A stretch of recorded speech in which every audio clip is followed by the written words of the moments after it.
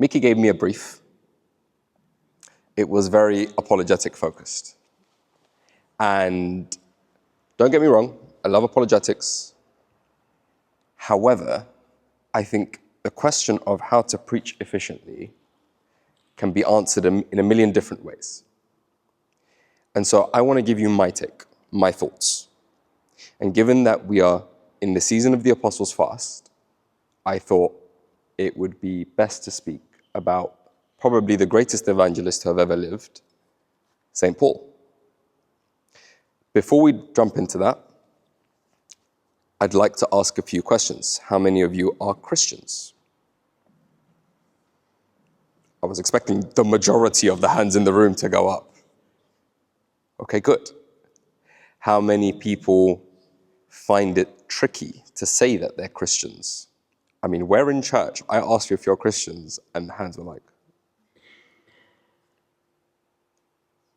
How many of us find it tricky to say that we're Christians? None of you. Thank you. Why? Why do we find it hard? Or, I'll tell you a different question. Why do we find it hard to preach? Because maybe saying I'm a Christian is easy, but then when we're asked the question of why are you a Christian, that becomes tricky. Closer. Harder. Tell me.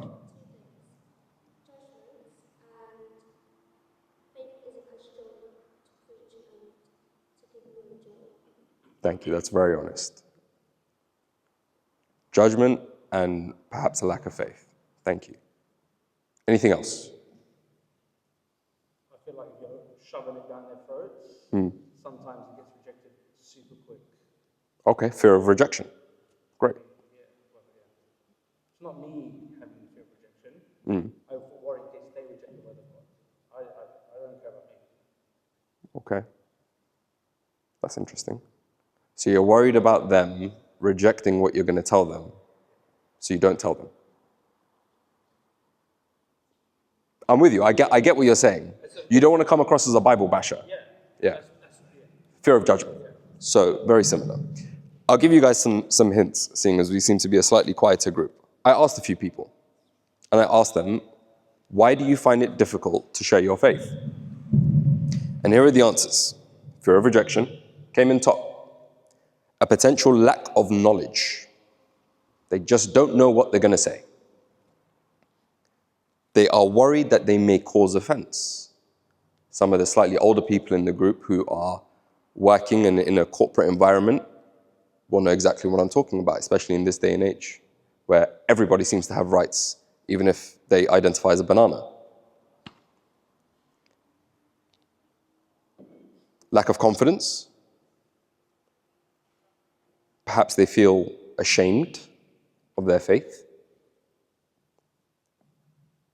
They may have their own wounds and their own scars from Christianity. They may have had some sort of bad experience with Christianity themselves and feel like they don't really want to share their experience with it. Even though they say they're Christians, they don't want to tell them about their experience as a Christian because it wasn't very nice.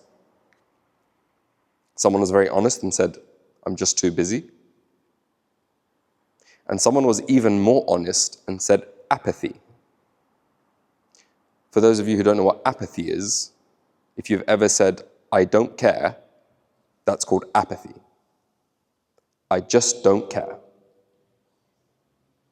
And that person was very honest with me. That was a very honest thing to say, to not care.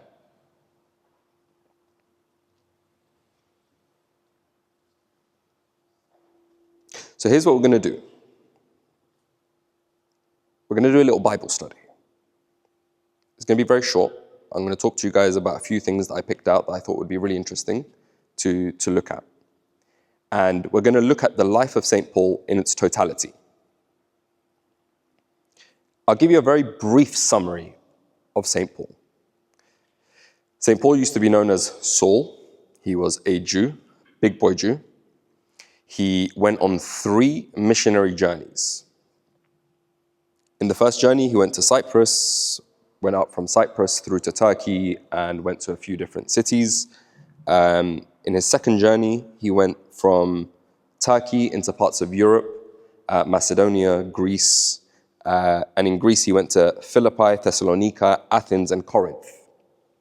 So when we read the epistle to the Romans, for example, or Thessalonians or Corinthians, I want you guys to remember these are letters to people in real cities. These are not abstract ideas. They are real people in real places with real issues. For all we know, there was an epistle to Brighton and Hove that just never really made it. That was a joke. You guys were meant to laugh, but that's okay. We'll move. In his third journey, he went back to he was in Ephesus, Macedonia, Greece, and Troas. He did 3 journeys. Along those journeys, he went through a bit of a madness. He was imprisoned 3 times. He went to pen 3 times. He was flogged at least 5 times. Does anyone here know what flogging is? Tell me. Lashes, exactly. Have you ever seen the Passion of the Christ? Yeah, you know that scene where Christ is getting whipped 39 times at least? That happened to him 5 times. 5 separate occasions, he was flogged. He was beaten with rods. He was stoned, came to the brink of death. He was shipwrecked 3 times, blinded by God. Attacked by bandits, attacked by Jews, betrayed, had a thorn in the flesh. Little tidbit, the thorn in the flesh, a lot of the commentaries that you read, most people seem to agree that the thorn in the flesh related to malaria. We don't know, but most commentators say that he had malaria. That was his thorn in the flesh. He was hungry, attacked by mobs, had a lack of food, most of the time, by choice. All in the name of Christ. Now here's the really interesting thing about St. Paul. St. Paul was the same guy who watched Stephen get stoned. Our first martyr was St. Stephen. We call him the proto-martyr. St. Paul, Saul at the time, stood there and watched Stephen get stoned to death. And in Acts 22, St. Paul even says, I am the one who stood there and I was accepting of his stoning. Acts 22, this is very far down the line. This is very late into his missionary journey. And he reminds them that he stood there and he accepted that death.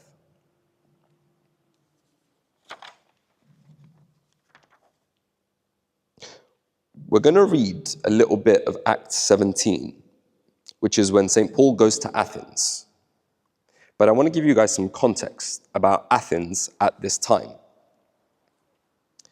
Athens is considered the intellectual and philosophical center of the world at this point in time. If you've ever heard of the likes of Aristotle, Plato, Socrates, these are all people who came out of Athens. These are all people whose works we still reference today, 2,000 years later. They were smart.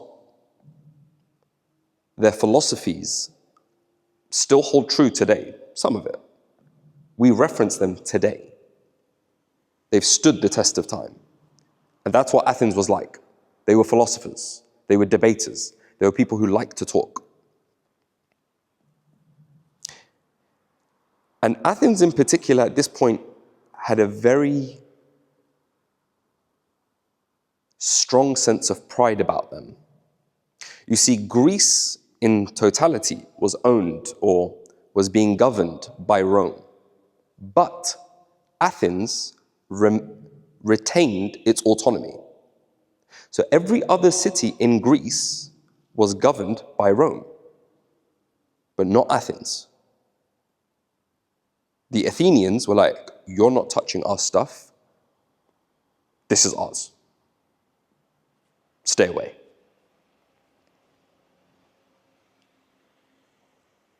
And there are two main types of philosophers in Athens at this time: the Epicureans and the Stoics. I'll keep it very brief. The Epicureans were pleasure seekers. What is mine, wherever brings me pleasure, is good. Wherever brings me harm is bad. Sound familiar to anyone? And then on the other side of things, you had the Stoics. And the Stoics were I don't want to call them the fathers of virtue, but they were the first time the idea of seeking virtue for the sake of virtue was a good thing. It's where we get the term stoicism from, or the description, oh, he's stoic. It's from them, it's from these same Athenians. And in terms of their religion, they had a symphony of gods, what we call the Olympians, and you'll know them: Zeus, Hera, Poseidon, Apollo, Hera, Hermes. Ladies in the room, I don't know if you're old enough to answer this, but what is the most prestigious bag that a woman can own? Sorry?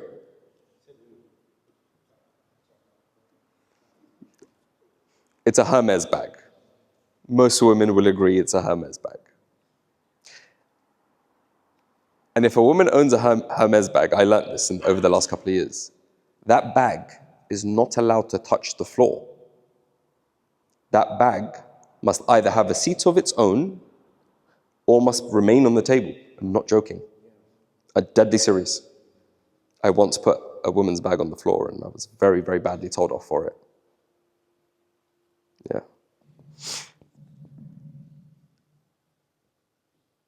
Let's read. Acts 17.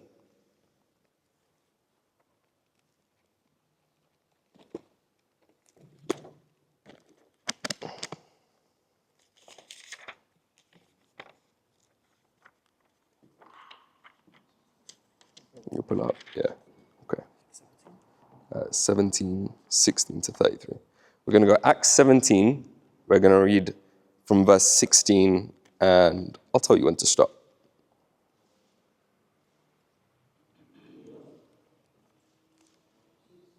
From 16.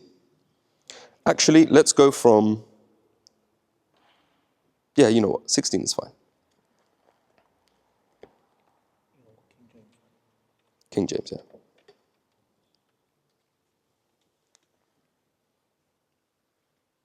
For those of you who were there at the last time I gave a talk to you guys, and I told you I don't like PowerPoints.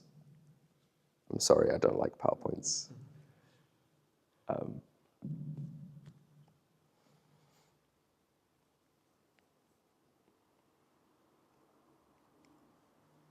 16.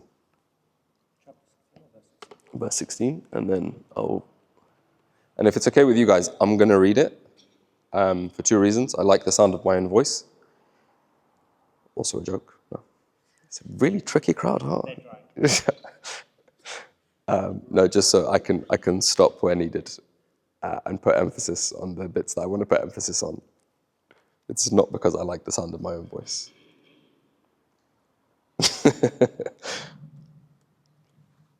Okay. Tidbit for you, actually. Paul, on his first journey, he was with Barnabas and John Mark, a guy called John Mark. Does anyone know who John Mark is? My guy. So John Mark, for those of you who don't know, if you read Acts, I believe it's 12 to 14, thereabouts. He comes in a bit later as well. When you see John Mark, that's referring to St. Mark, as in St. Mark, the one that brought the gospel to the Egyptians, as in the reason that we are here today. That's John Mark. Okay, Acts 17. Now Paul waited for them. While Paul waited for them in Athens, his spirit was provoked within him. And when he saw that the city was given over, over to idols, then he reasoned in the synagogue with the Jews and with the Gentile worshippers, and in the marketplace daily with those who happened to be there. Then certain Epicurean and Stoic philosophers encountered him, and some said, "What does this babbler want to say?" Others said, "He seems to be a proclaimer of foreign gods, because he preached to them Jesus and the resurrection." And they took him and brought him to the Areopagus, saying, "May we know what this new doctrine is of which you speak? For you are bringing some strange things to our ears. Therefore, we want to know what these things mean." For all the Athenians and the foreigners who were there spent their time in nothing else but either to tell or to hear some new things. Summary: Paul has stood around in Athens waiting for the rest of his boys. His spirit burns within him because there's just a madness going on outside. They're worshipping false idols. And he's like, okay, cool. I'm going to go chat to them. I'm going to tell them about Jesus. And he does. And then some of the Athenians, so the locals, come to him and they're like, what are you saying? Put simply. But the next part's quite interesting. Then Paul stood in the midst of the Areopagus. Does anyone know what the Areopagus is? Sorry? No? Sorry? I can't hear you. Can you put the mic closer to you? Mars Hill. It is today's equivalent, thereabouts, of the Supreme Court. That's how I describe it. It is where murderers stood trial. It is where they discussed matters of politics. It's like a mix of the Supreme Court and Houses of Parliament, all mixed together. And it's big. It's not like a little room. They didn't say to him, come to my yard and let's have a chat. No, this is something of stature. And they put him in the middle, and they said to him, okay, cool, let's talk. So just deep this for a second. St. Paul is stood amongst a whole bunch of philosophers, and he's about to preach to them. So there's already an immense amount of pressure just because of where he is. A bit like me right now. It's a really tough crowd. So I can't be like smirks. All I'm getting is smirks. Okay, verse 22. Then Paul stood in the middle of the Areopagus and said, "Men of Athens, I perceive that in all things you are very religious. For as I was passing through and considering the objects of your worship, I even found an altar with this inscription, to the unknown God.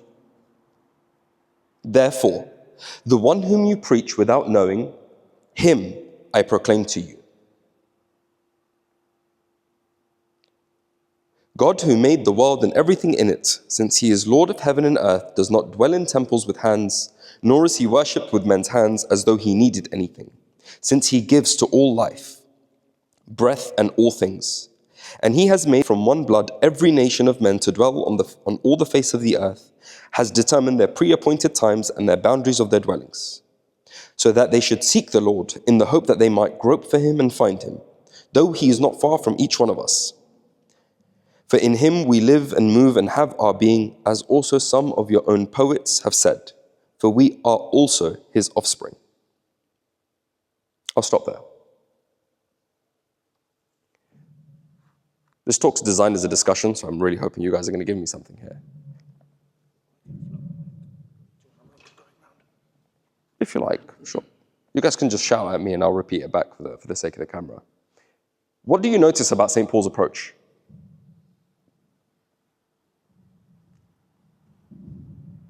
He came to their level. He came to their level, yeah? So he saw what they were seeking, and he kind of went with that, as opposed to just preaching about Christ. He said, "Oh, I've noticed that you're worshiping the unknown God," and then he went from there. So he went based on their ideology of what God is, and then went from there. Yeah, beautiful, absolutely. He was observant, yeah. What else?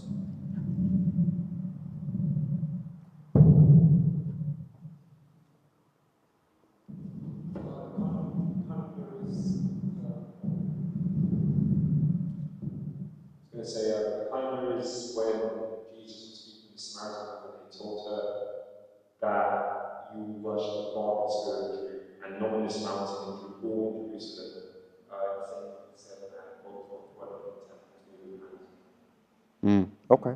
So he like elevated what they knew. Yeah.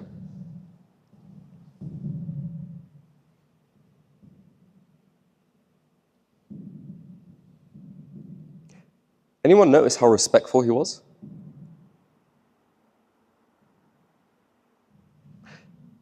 If I'm debating with someone, it's very easy for me to literally think to myself, how can you be so thick?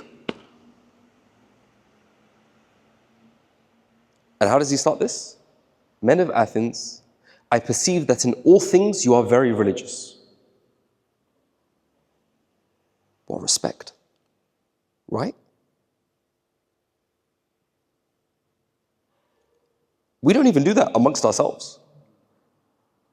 Even if we're having a Bible study and I disagree with something, like with one of my boys, and we're sat there, it's my friend, I don't show him that kind of respect.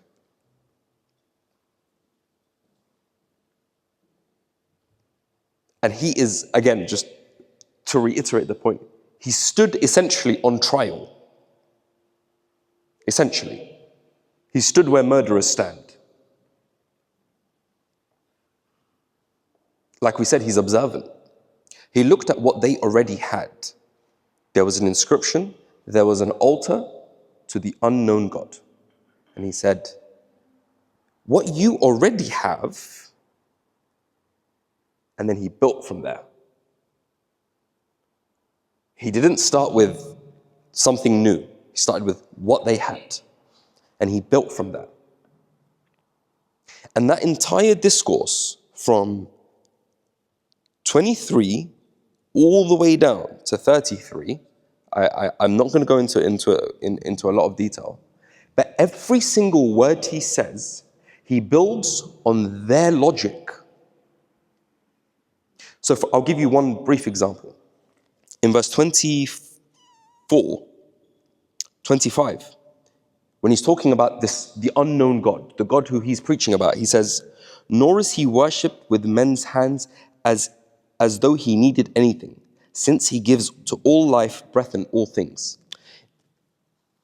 In the Athenian idea, life was given by the gods. But for the sustenance of the gods, they required the praise of man.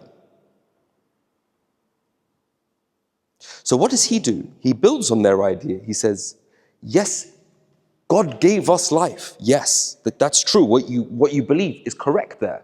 However, he doesn't need you to praise him. Do you see what he does? He takes what they know, corrects and builds. Corrects and builds. And that entire discourse is the same. If you go to the philosophers, I'll come to you in just one second. If you go to the philosophers at the time, go to Plato, Aristotle, Socrates, look at what they were saying. You'll find that everything St. Paul says here is building on that understanding. Correcting, building. Correcting, building. That entire discourse. Sorry, go for it.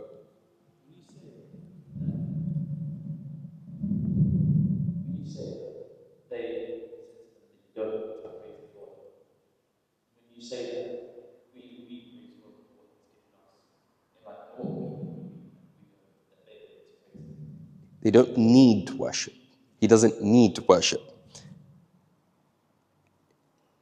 In the Athenian idea, if you stopped praising Zeus, if everyone stopped praising Zeus, Zeus dies. That's why they built temples. That's why they offered food and then they killed children and sacrificed to him. Because if you stopped, Zeus dies. That's the point. So he corrects them. He says, he doesn't need you. And then he builds on it. He's not worshipped with hands. That was the point. He's correcting them, but in a very respectful manner.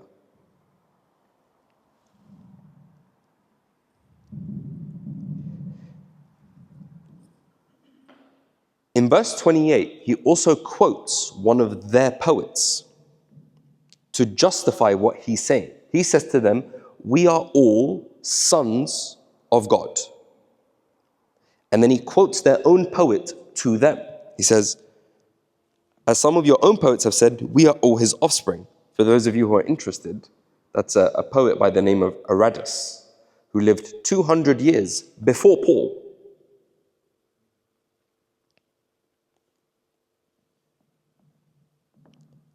And so what we take from this is the approach. He was observant, he was respectful, he was bold. Don't get me wrong. He was bold. He was strategic with what he said. No word was out of place. He fearlessly proclaimed the truth, and he used his logic. He used their logic. So I ask you a question. If and when the time arises and we are given the opportunity to discuss faith with someone else, where do we start? I'm going to try and narrow it down a little, just because I think this can be a really, really wide question. So I'm going to narrow it down to two groups of people, the two most common groups of people that we usually get into it with: Muslims and atheists. Let's start with the Muslims. Where do we start? Jesus. You're going to go straight in like that. Okay, you could. Sorry? Monotheism, very good. Yes. Essentially, my question is, what do we share with the Muslims? Or what ideas do we share with them? What ideas are the same?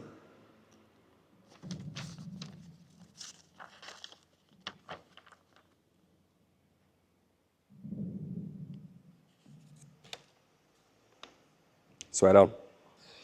We know nothing about Muslims. We both believe that Jesus is the Messiah and that he is to come again. Okay. Abraham. Okay, good. I'm going to go for like the core stuff.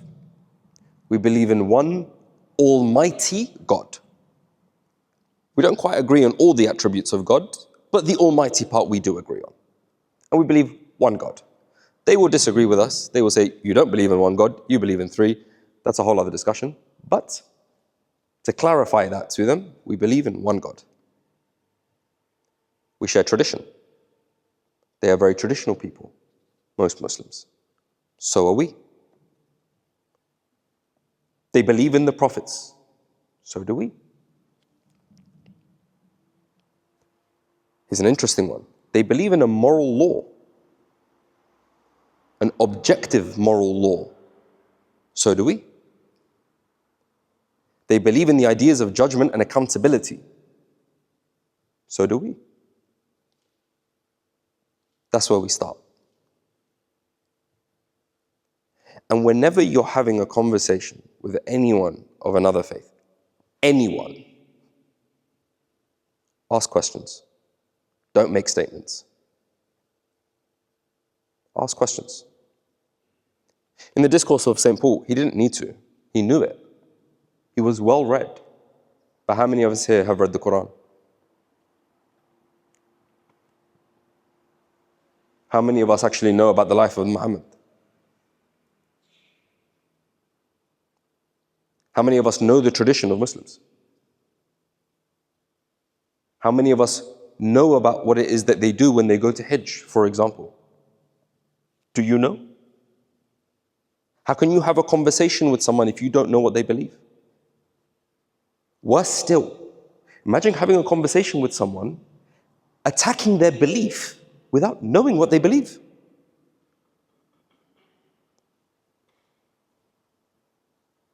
For the people who work in the room, for the students in the room, that's like submitting a piece of work to your professor or your teacher, whoever it is, and they fail you and they never read it.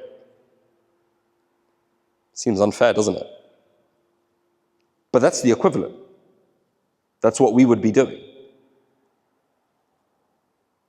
Or for those of us who do work, that's like going into like a performance review at work, and they didn't even look at your performance, but they failed you. You're like, but I hit every single target. I exceeded all your targets, but you didn't look. So on what basis are you failing them? Inquire, ask questions, respectfully.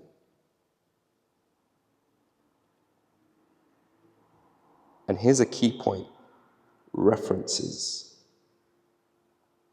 If they make a statement, ask them to back it up. Can you point it to me? Where? Where in the Quran does it say that? Respectfully. Always respectfully. You can be bold, but be respectful.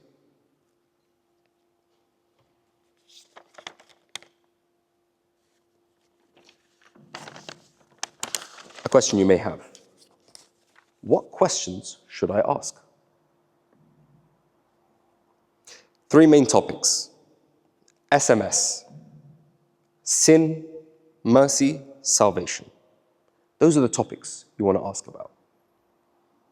Those are the topics that you get to the core doctrine like this. Sin, mercy, and salvation. So you may start with something like, what's God like, in your opinion? Can I know him personally? You may ask, what is sin? How do you feel about Judgment Day? What is your belief about Judgment Day? Does it bring you peace? Do you feel safe?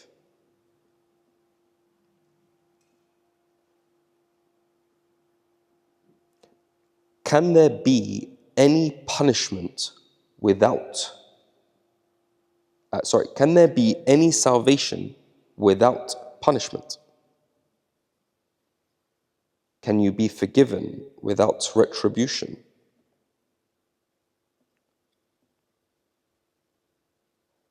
And references. You do not go in there thinking you know everything. You go in there thinking you know nothing and looking to find out.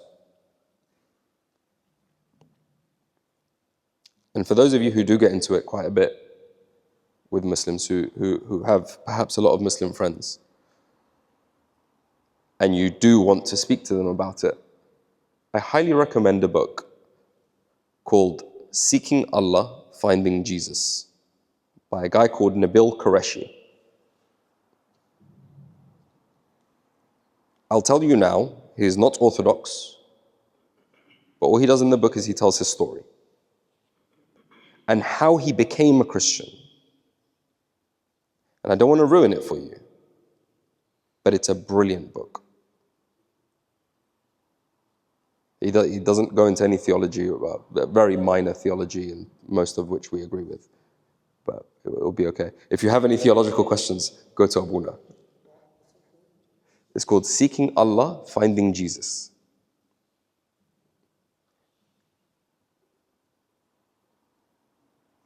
I'll give you a synopsis just because I like it.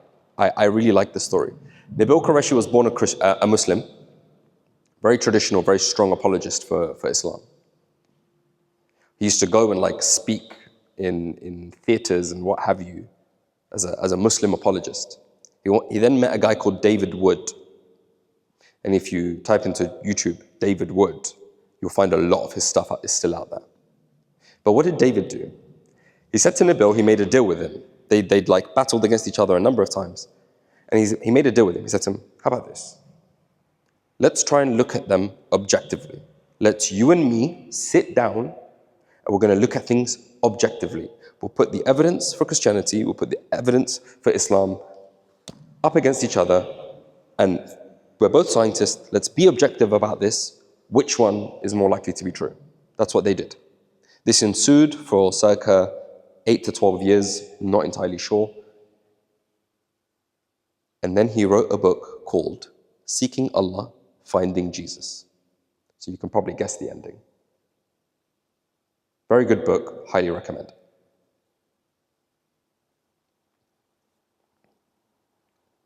I'll move on to atheism. And I'll try and keep it brief. What do we share with atheists?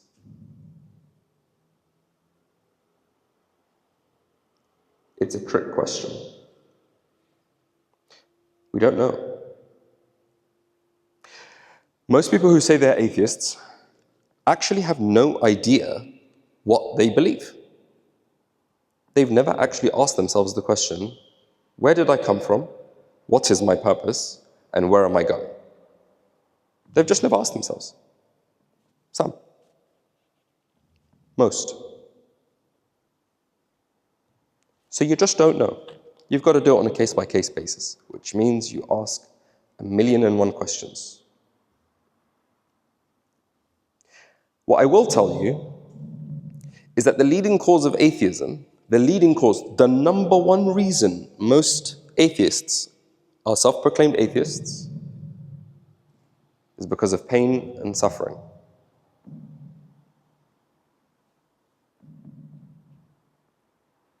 And I've got a subgroup in there as well. Sure. LGBTQ. Being rejected because of it? Is that what you mean? Because there are some gay Christians, There are self-proclaimed. some reject Christ and religion because they say God rejects us. You're talking about freedom.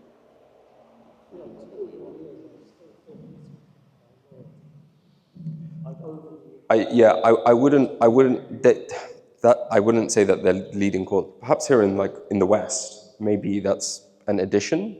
But the number one leading cause of atheism, you live in Brighton and Hove, like, no disrespect, just it's you're yeah. Sorry. Everywhere outside of Brighton and Hove, the leading cause of atheism is pain and suffering. Why do I tell you that? I had a friend of mine who has MS, multiple sclerosis. I still can't say it. And over a period of 9 months, I watched her lose function in her limbs, or 4 of her limbs. Miki told you guys I'm part of the apologetics team. I can give you every argument under the sun about pain and suffering. It's my specialty. That's no help through someone going through pain and suffering. I've watched uncles and aunties, cousins, granddad die because of cancer.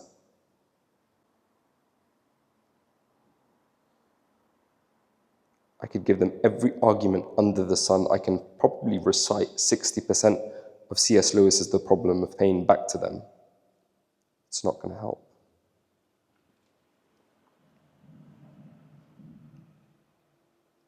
Even us as Christians, self-proclaimed Christians, when we are going through trials, the first question we ask is, why, God? Why would you do this to me? Why would you let them die? How could you let me fail an exam? Why did you let her walk away? Or him?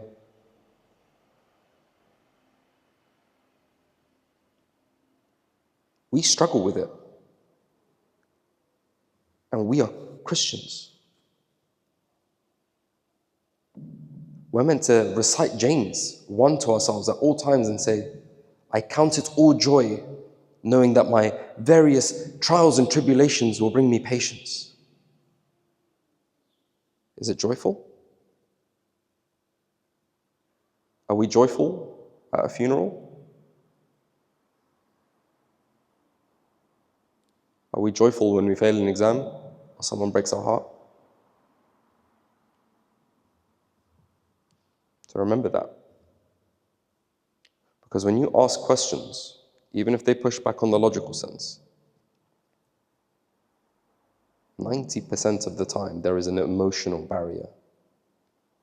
And if you cannot understand that emotional barrier, you're talking to a brick wall. I promise you. And this isn't something new.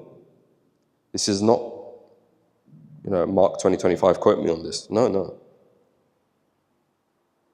When Lazarus died, Mary and Martha ran out to Christ. And they both said the exact same thing. Mary ran out. She said, "Lord, if you had been here, my brother would not have died." Jesus responds, tells her about the glory of God. She starts talking about the second coming, and he gives her a very logical, religious answer like that. She accepts that. She walks off. Martha runs out, and she screams, "Lord, if you had been here, my brother would not have died." How does Jesus respond? Didn't tell you. Jesus wept. Shortest verse in the Bible.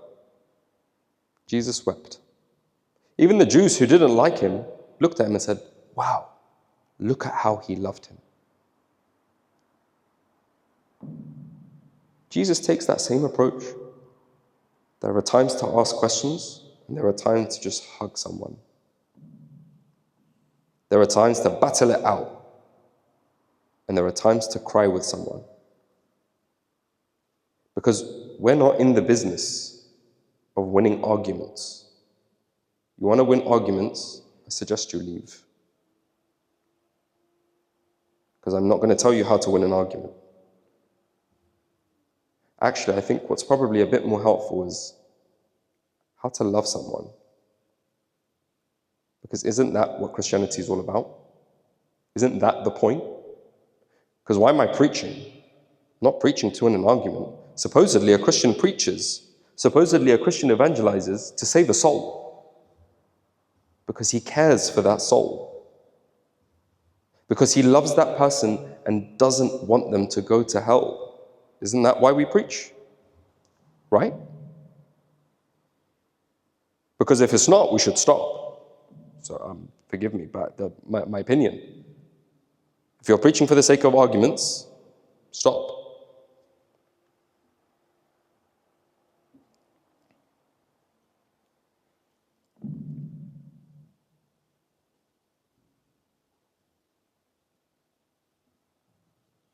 And understand something. The weight of what you are saying. Let's say someone, atheist, Muslim, whatever, starts listening to you and they're being receptive. You've built a bridge with them. You've built a relationship with them and they're being receptive to you. Do you understand the weight of Christianity? We were brought up in it. So the weight is not new for us. We don't always carry it, but it's not new. We know what's expected of us most of the time. But let's take your LGBTQ point. Let's say someone believes you. Do you understand that you're asking them to essentially never get into a relationship with someone?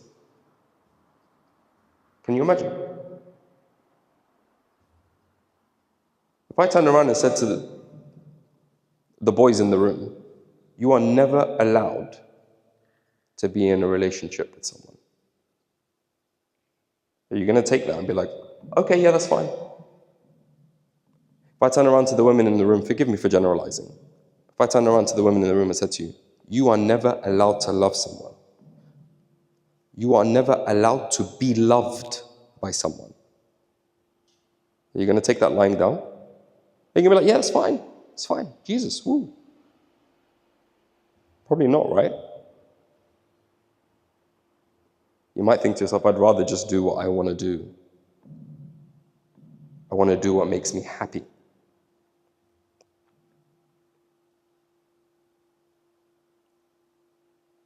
And Jesus said it himself, Matthew 16. If you want to follow me, pick up your cross. Plain and simple. So when we preach, when we evangelize, when we share our faith, understand the weight of what you are preaching to them. This is not like picking up a new hobby. You are asking them to change their life.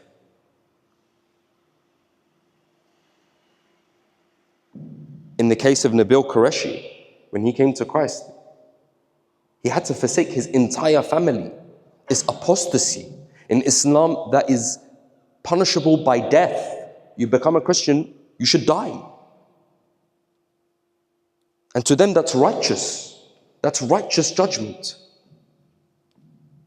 So what David Wood was basically saying to Nabil Qureshi is, this is the truth, and you should accept it, and you should run the risk of dying. And you should leave your entire family behind. Everyone you've ever known, your entire group of people, leave them behind. For this guy that lived 2,000 years ago, who said some things, who did some things. Understand the weight of that.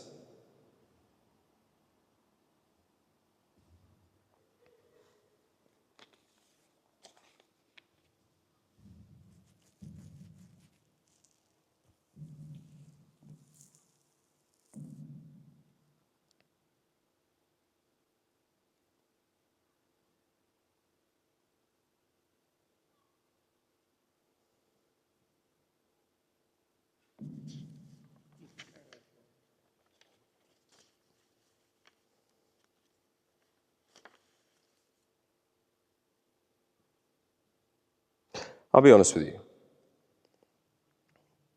There's a whole section in here. Sorry, I've babbled and taken too long. Forgive me. There's a whole section on stooping to the level or rising to the level of the person that you're speaking to. I'm going to skip that. I suggest you go read it yourselves. It's 1 Corinthians 9. Please go read it yourselves. Have a think about it yourselves. 1 Corinthians 9, 19 to 22. To the Jew I became a Jew.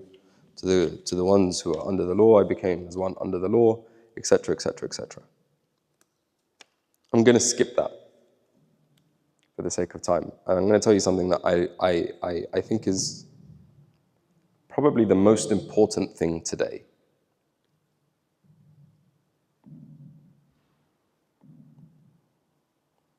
Saint Isaac the Syrian said that it is impossible to speak about Christ without loving those whom you speak to. It is impossible to speak about Christ without loving those whom you speak to. So when the opportunity presents itself, questions are being asked. Ask yourself, do I love this person?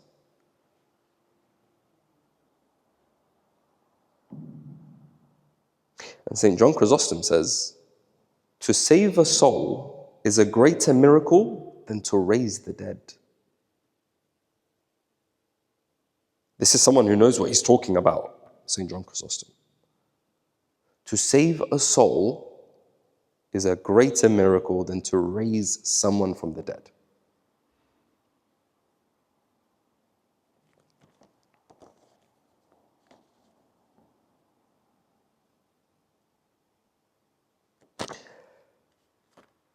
I'll switch gears a little. St. John the Beloved wrote the Gospel of John, a couple of epistles, and Revelations. Does anyone know why he's called John the Beloved? Why the Beloved?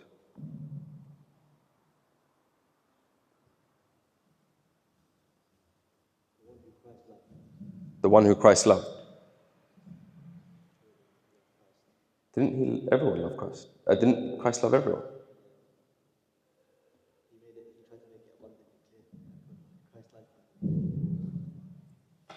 Facts.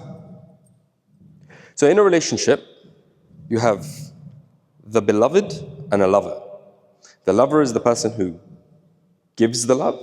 The beloved is the one who receives the love. So we call John the Beloved as the one who received the love. St. John didn't do anything crazy. He didn't walk on water. He didn't baptize Jesus. He wasn't the rock on which the church would be built.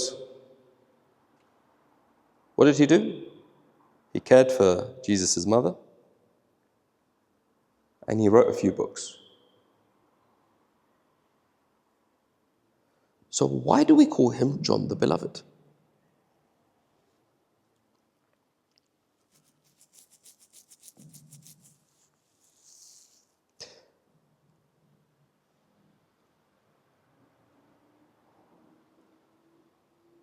When Jesus asked Peter, do you love me? This is a very interesting, can we pull it up? I'm sorry.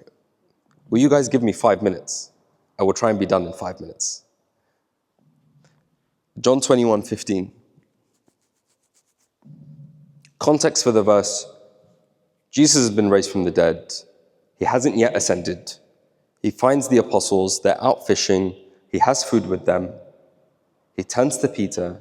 He asks Peter, Peter, do you love me? And Peter responds and says, yes, Lord, you know I love you. Here's a really interesting bit. This was written in Greek, not in English. And there's a distinction. When Jesus asks Peter, do you love me? He uses the Greek word agape. And agape is like the all-encompassing love. It is what we refer to as godly love, everything, all together. So Jesus asks Peter, do you love me? Peter turns around and says, yes, Lord, you know I love you. But here's the kicker. Peter responds with the Greek word phileo, which is the friendship type of love. He doesn't use agape.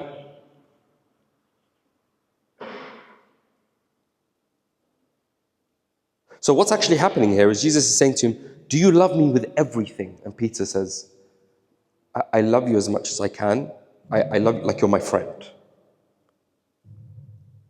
Like this is what I can. And Jesus says to him, feed my sheep. Maybe that might be a bit later. Feed my lambs. That's the first time. Second time, again, Jesus asks him, Peter, do you love me? Again, Jesus uses the word agape. Do you love me with everything? Peter responds, yes, Lord, you know I love you. Again, with phileo.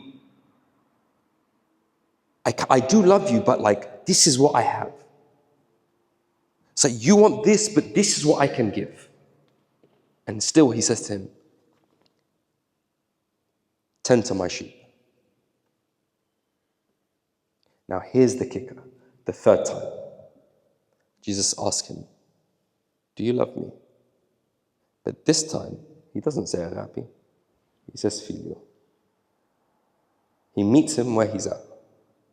And Peter responds, yes, Lord, you know I love you. You know all things.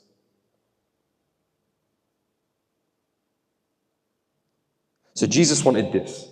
Peter said, this is what I've got. He said, but I want this. And Peter said, this is what I've got. Jesus said, okay, give me this.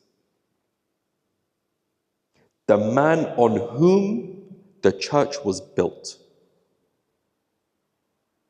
Why do I tell you this? St. Paul is great, one of the best evangelists. He wrote 65% of the New Testament.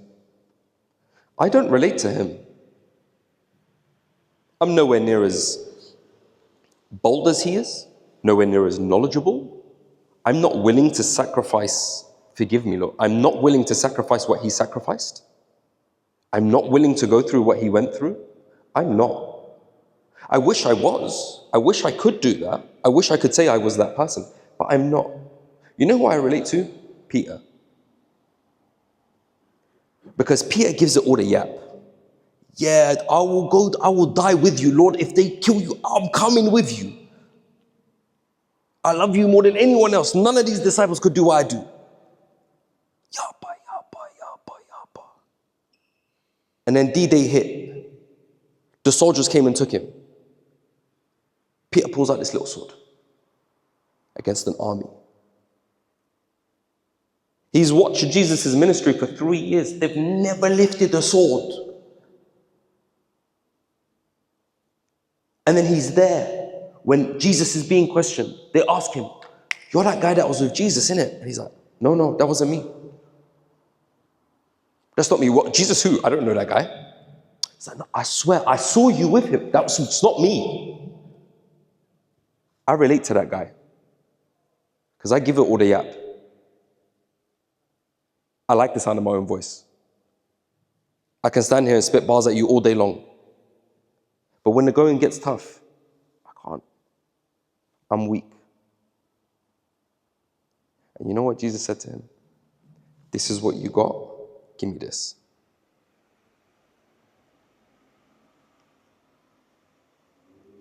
So here's what I'm asking you guys today. Do you love God? And if so, how much? Can you give it to him? You might not be able to love him this much. I mean, he loved you that much. But if this is all you've got, if this is all you've got, if one verse is all you've got, give it to him. Because when you give it to Christ, he takes that, he stretches it slowly, slowly, slowly, slowly, slowly, slowly, slowly, slowly. Until you get to a point where you believe that Christ loves you completely like John the Beloved. That's the point. You give him this, he'll stretch it, he makes it more. Because the amount I love Christ is directly correlated to the amount I believe I am loved by God. I'm going to say that again. The amount I love God is in direct correlation with how much I believe God loves me. If I believe God loves me this, I love God this. Truthfully, if we're being honest with ourselves.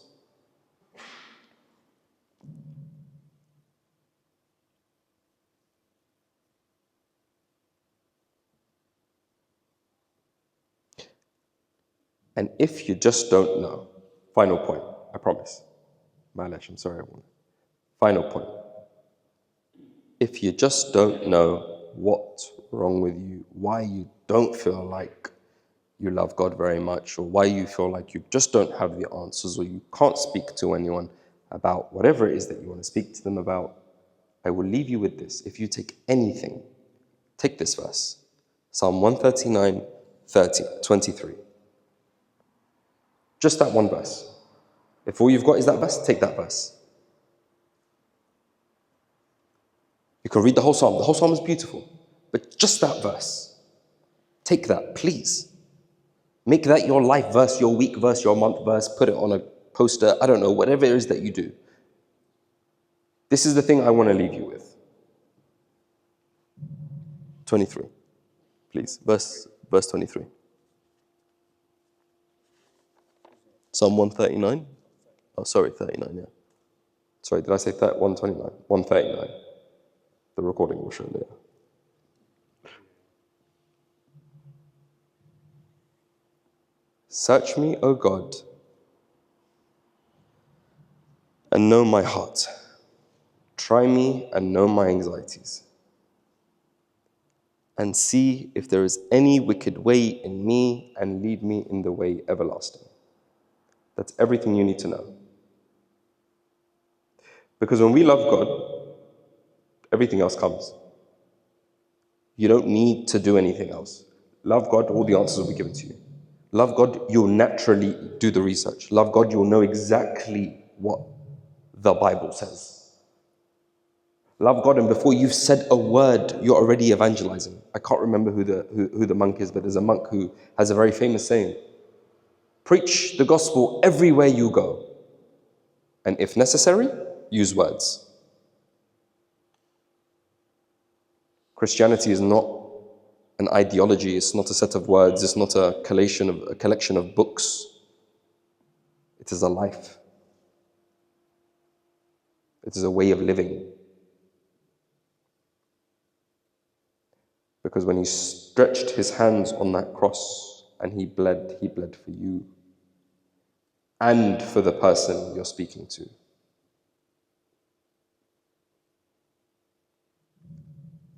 And may glory be to God forever. Amen.